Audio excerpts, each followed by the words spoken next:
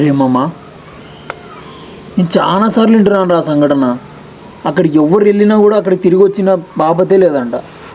అసలు ఏందిరా ఆ స్టోరీ ఏంది, అక్కడ సంఘటన ఏంది, అక్కడ ఏం జరిగింది, అసలు అక్కడ ఏంది ఏందో చెప్తున్నారు, వింత వింతగా చెప్తున్నారు. ఎవరిని అడిగితే చెప్తారా ఇది? అవసరం మారా ఈ టైంలో ఇలాంటి. మన గ్రూప్లో తెలిసింది వాడు ఇమ్రాన్ గాడికి ఒక్కడికి. నేను పెద్దోళ్ళని అడిగినా కూడా చెప్పట్లేదురా ఎవ్వరు కూడా. రేపు చెప్పురా, నీకు తెలిసింటే చెప్పురా ఆ స్టోరీ గురించి ఏందో. ఎందుకులా ఇప్పుడు పొద్దున లేదురా తెలుసుకోవాలని ఎన్ని రోజుల నుంచి వెయిట్ చేస్తున్నాను. చెప్పురా ఇమ్రాన్, రేపు చెప్పు ఇమ్రాన్. నా ఇప్పుడే గమనించినావా? చిన్నపిల్లలకి ఎందుకు అని మన పెద్దవాళ్ళు ఎందుకు అంటారు. చిన్నప్పుడు మా జేజీ నాకు చెప్పింటే నెల వరకు నాకు నిద్ర లేకండి. ఇప్పుడు నేను చెప్పి మీకు నిద్ర లేకుండా చేయాలా? మామ నేను చాలా సార్లు వెయిట్ చేస్తున్నావు. చెప్పు ఆ స్టోరీ ఏందో చెప్పు. తర్వాత సంగతి అది ఎగ్జైట్మెంట్ తట్టుకోలేకపోతున్నాను. అక్కడ ఏం వెళ్ళినోడు తిరిగి వచ్చినట్టే లేదంట అసలు. ఒకప్పుడు ఆగనా నువ్వు చెప్పను వద్దని ఇప్పుడు చెప్తాడు. నేను రాత్రి పూటలా భయపడుతున్నా లేరు వాడు. నేను చెప్పురా స్వామి. చెప్తలే. నాకు కూడా మా చిన్నప్పుడు మా జేజీ చెప్పింది. ఏమని?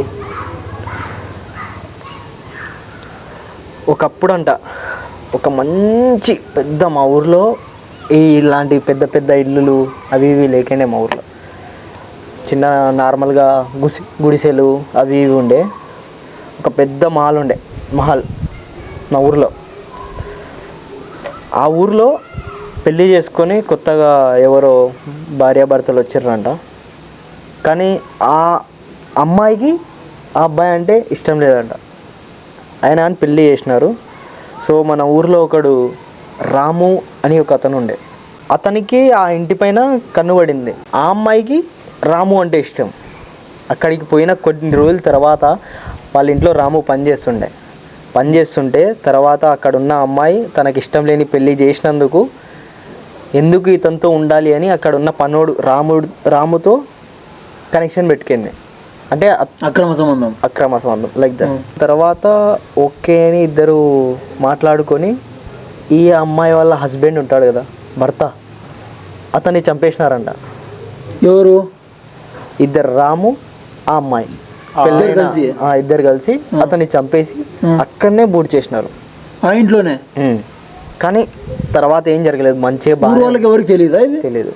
ఆస్తి తను ఏమనుకుందంటే ఆస్తి ఊర్లో ఉన్న ప్రజలకు అందరికి పంచాలనుకుంది తను.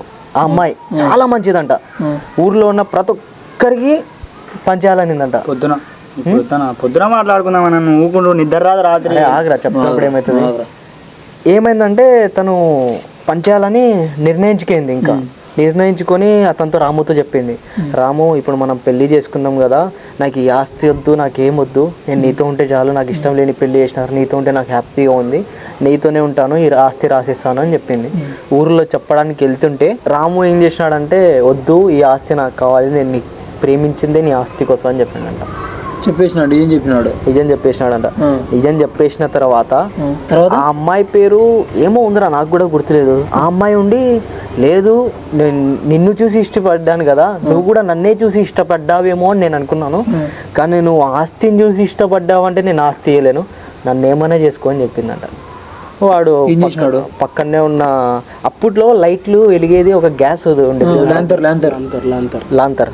ఓకే, ఆ లాంతర్ తీసుకొని ఆ అమ్మాయి చీర మీదకి వేసినాడంట. పోతుంటే ఆస్తి పేపర్లు పట్టుకొని పోతుంటే ఆ అమ్మాయి ఖాళీ అదే మహల్లో మొత్తం తిరిగిందంట. ఖాళీ దానికి నన్ను వదిలే అని. ఆ అమ్మాయి అలానే చనిపోయింది. చనిపోయిన తర్వాత అందులోకి మొత్తం అంటే ఏమంటే పురుగులంట, అవంట ఇవంట, నల్ల పిల్లిలు దాంట్లోకి వచ్చి మొత్తుకోవడం, అది ఇది వానికి నిద్ర లేకుండా చేసాయి. అంటే ఆ అమ్మాయికి ఆ ఆస్తి ప్రజలకు పంచాలనే ఒక చిన్న కోరిక. వాడేం చేశాడు, ఆ ఆస్తిని తీసుకోవాలనుకున్నాడు. ఆ అమ్మాయి చనిపోయి ఆ ఆస్తి వీనికి దక్కకూడదని ఏదంటే ఆ రూపంలో నల్ల పిల్లిలా, ఏదంటే కుక్కల్లా, అదిలా వాడు పనికైనప్పుడు రాత్రిపూట వానికి అసలు నిద్రనే లేకంట.